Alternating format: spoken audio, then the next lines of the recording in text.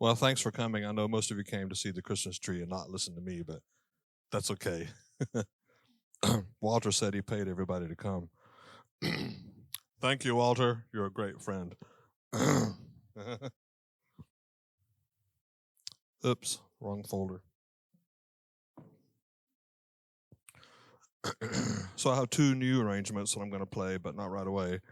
The first tune I have is Angels We Have Heard on High, which you just sang. And this was a French carol that comes to us into English in 1862, right in the middle of the Civil War. And the characteristic of some of these old carols, they were in two languages. For instance, it was originally in French, but as you saw, as you sang it, Gloria in excelsis Deo is in Latin. So they had these two languages going on. And when you sing that long uh, series of notes on Glo, you did 16 notes on just one syllable. And so that was typical also of the early church where they had Gregorian chant, and they would do, if they would set some of these words, such as Gloria, they really enjoyed setting that word, and they would do, lots and lots of notes on just the one syllable, the first syllable of Gloria. And of course, this comes from the Christmas story in Luke 2, when the angels appeared to the shepherds. So this is my arrangement of Angels We Have Heard on High.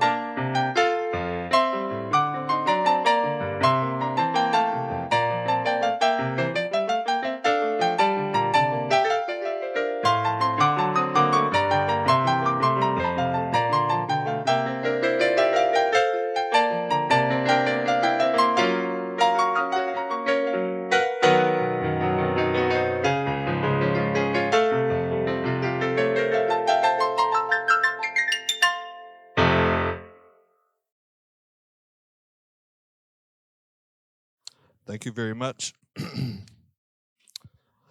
Number 2 on the list, also the tune we just sang, O Little Town of Bethlehem. And you see the words there in your bulletin. How still we see thee lie above thy deep and dreamless sleep, the silent stars go by. And more than one person, including my favorite wife, Debbie, has been struck by the fact that Christmas, there wasn't a lot of noise that night. You know, God sent this gift down, and, oh, Micah, how you doing? And Hannah, and somebody I don't know. Okay, welcome. I'm so glad you came. So I invited all my students, all 30 of them, and some of them actually came. That's great. Alrighty, I appreciate it. So, anyways, it's amazing how God can do a lot of things, but He doesn't have to make a lot of noise doing it. He can do everything silently. And so, this gift of the Christ child came, and there was no noise at all, except, of course, the angels sang to the shepherds. But other than that, it was very, very quiet. And the person who wrote the words, Phillips Brooks, and I was wondering, Dr. Brooks, if you're any relation to this guy. Okay, all right. So Phillips Brooks wrote the words in 1868. He was an ordained minister in Boston. He had just visited Bethlehem 2 years prior and was struck by the quietness of Christ's birth and how the world at large was completely unaware that it ever happened. You would think that God would, maybe have a big band or maybe a bunch of drums or whatever to make a lot of noise. Here's the Christ child, but it happened completely in complete silence. And he showed the words to a friend of his, Lewis Redner, who wrote down the tune I read actually the night before they were supposed to sing it in church, a certain Saturday night, and they were supposed to do it in church the next morning on Sunday. And so Lewis Redner is the one who wrote the tune, and it's the only tune he's known for, the only one that he's remembered by. So this is O Little Town of Bethlehem.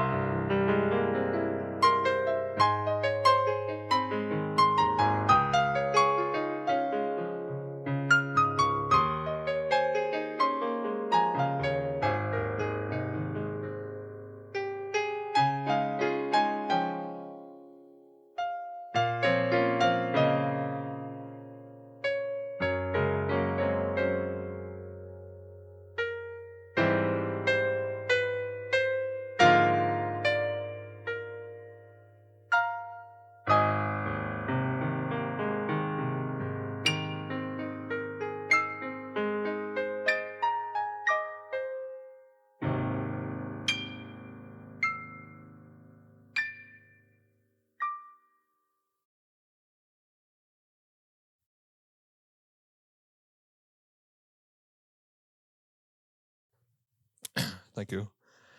And a new arrangement, especially just for you guys tonight.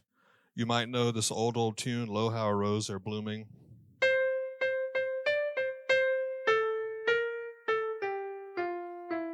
A very old tune. I think it's in your hymnal, probably. Anyways, the words go, Lo how a rose are blooming, from tender stem hath sprung, of Jesse's lineage coming, as men of old have sung. Of course, I'm reading what you already have in front of you. It came a flower bright, amid the cold of winter, when half gone was the night. That's 7 lines of poetry. That's kind of unusual. That's a real odd number to have 7 lines of poetry. The original text is German.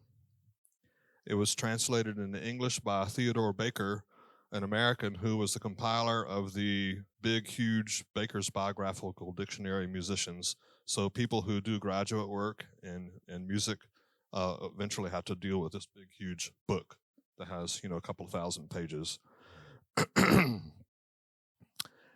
And anyways, so of course the rose is Jesus Christ. And this imagery, this very interesting imagery about the rose blooming from a tender stem. Well, what's the stem? And that comes from Isaiah 11:1, which says, "There shall come forth a shoot from the stump of Jesse." Well, we think of Jesse. Okay, well, he was famous as the father of King David, Israel's favorite king, the famous king.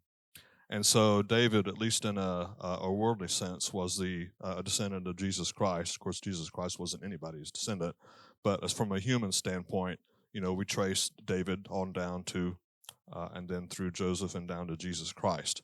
So Isaiah writes about this rose or stem or shoot coming from the stump of Jesse, and of course, stump would be a reference to King David himself. The tune is very old. It comes from a 1599 German songbook.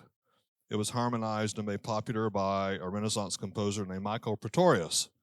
And Pretorius composed over 1,000 pieces of church music, so he was a busy guy and in the day. And so Pretorius helped make this tune popular, and that's one reason why it appears in a lot of hymns, a lot of hymnals today. So this is my arrangement of Lo how a rose are blooming.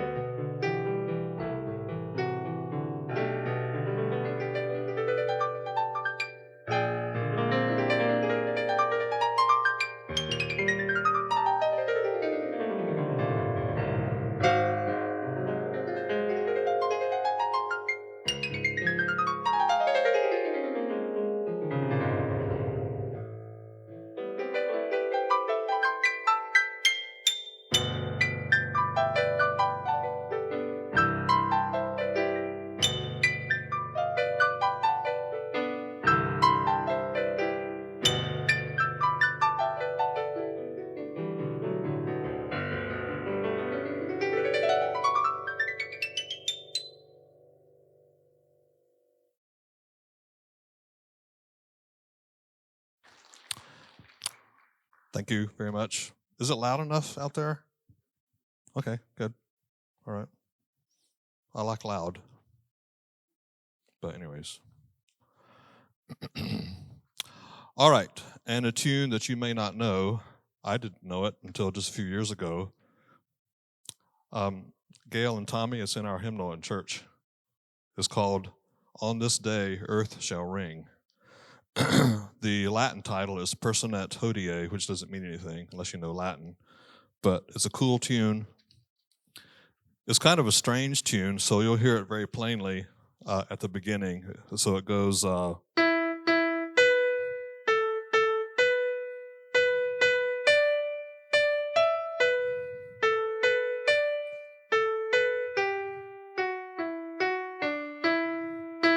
it goes on a little further than that. So it doesn't seem to have... I mean, it's just not familiar to any other kind of tune that you would know. It also is a very old tune, and of course has been translated into English. It's a Christmas carol from a songbook from way back in 1582. The name of the songbook was Pie Cantiones, and it was published originally in Finland by a fellow, Jacobus Finno, who was a Swedish Lutheran cleric. This is a collection of 74 medieval songs, very, very old songs. So the original text is in Latin, and it was translated into English by a lady named Jane Joseph. But the source that I read said that actually when it was first attributed to her, she used a man's name because women weren't supposed to do stuff. You just stay home and cook or whatever. And it was a man's job to do things like translating, carols. But nowadays, in our slightly more enlightened age, we recognize, it was a woman who did this translation into English. So Jane Joseph was the lady's name. Anyway, it's her translation that we have here. And the opening line, earth shall ring, and you see the words in your thing, earth shall ring. On this day, earth shall ring, with the song children sing, to the Lord Christ our King.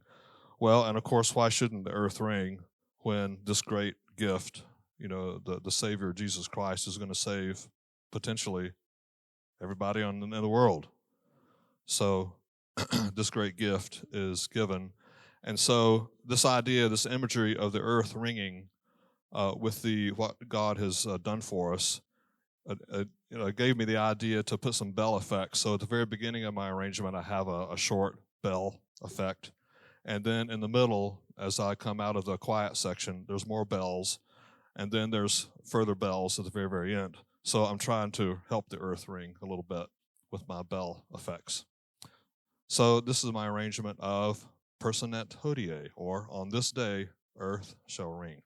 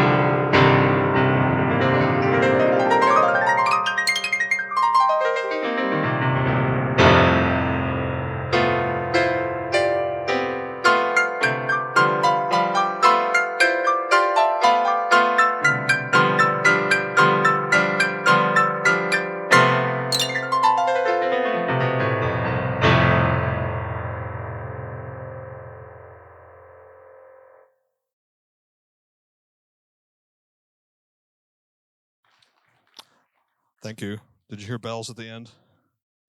Okay, I tried my best. Do some bells. R.I.T. And maybe one of the most popular, maybe the most popular Christmas tune ever, Silent Night, originally in German, and probably you know the story. I think that the organ in the church, this is in Austria in the year 1818 or 1814, the organ was on the fritz. It wasn't working. And so the Austrian priest, Joseph Mohr, wrote these words, of course, originally in German, Stille Nacht, Heilige Nacht, which we know as Silent Night, Holy Night. And he took the words to the headmaster, Franz Gruber, said, "Can you write a melody for this?"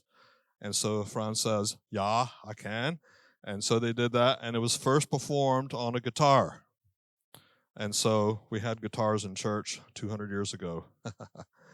And it became very popular after that, and was originally or eventually translated into, one source I looked at said 140 different languages, and recorded by 300 artists. And another source said that Bing Crosby's performance of Silent Night was the third best-selling single of all time. But yes, in 1859, an Episcopalian priest, John Freeman Young, translated 3 of the original 6 verses into English, and that's how we get our 3 verses today. But the most touching, I think the most moving thing that I found out about Silent Night, you might know a little bit about World War I, 1914 to 1918, a horrible, horrible war where men were slaughtered by the millions. And the only thing worse than World War I was, of course, World War II. But anyways, the Christmas of that first year in 1914, and so the English and the French and the Germans are, busy, killing each other. But there was a truce called on Christmas Eve in 1914, and these troops that were fighting each other for months and months got together and they sang Silent Night. The Germans sang it in German, the French guys sang it in French, and the English guys sang it in English. This was the only carol that all 3 of them knew. So they were singing Silent Night in 3 languages. And so that was really cool. Then the next day they started killing again. So, so this is my arrangement of Silent Night.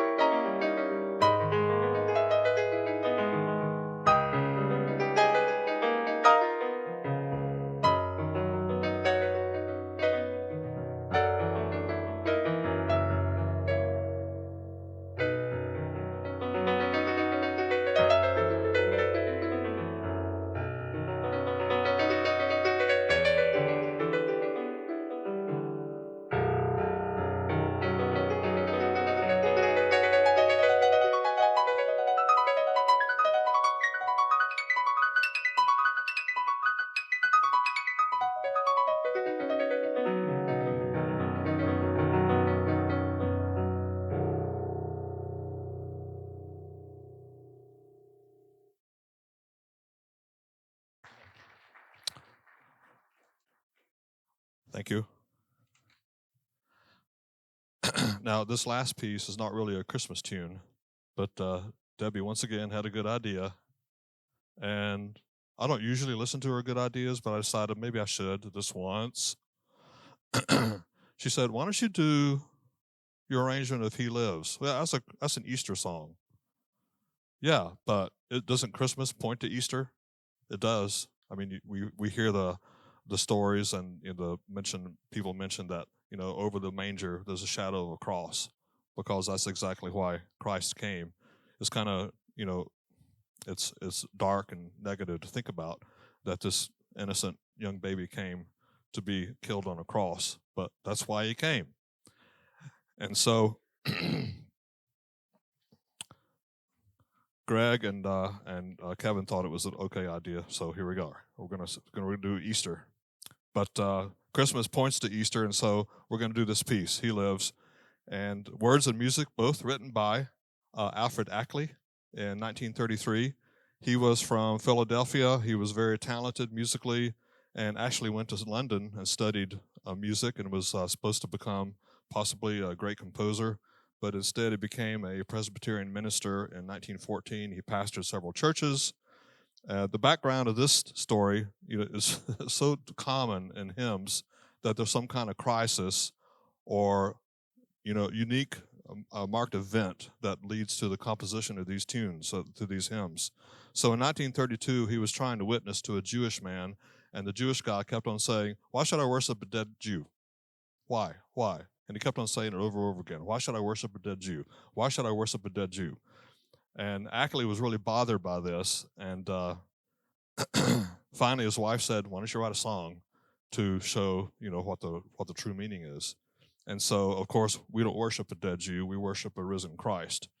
And that's exactly what Ackley writes in his words, as you see them there, in the familiar words, "I serve a risen Savior."